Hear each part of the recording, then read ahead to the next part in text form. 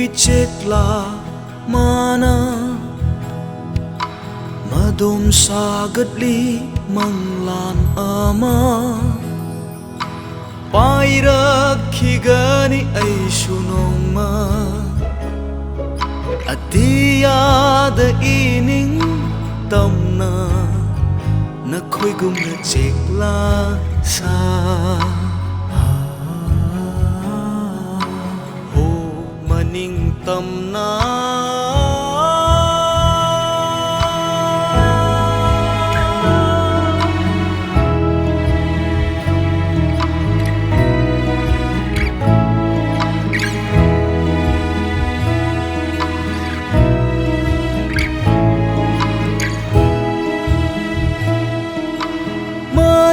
tamba manglan singgi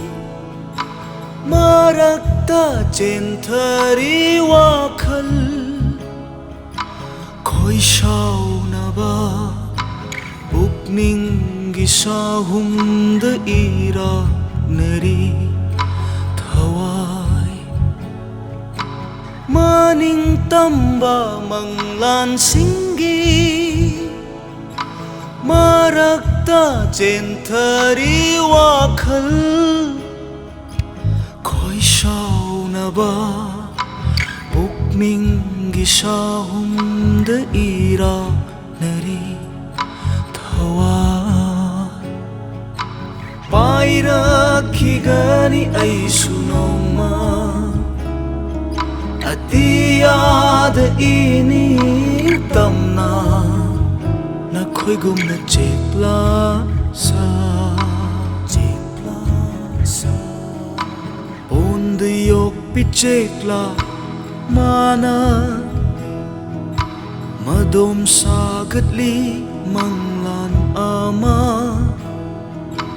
pairakhigani ai sunongma atiyada ining tamna nakhoi gumna chekla sa ho maning tamna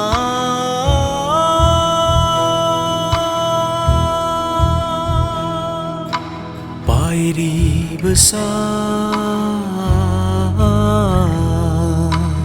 onde yok pichekla mana madom sagatli manglan ama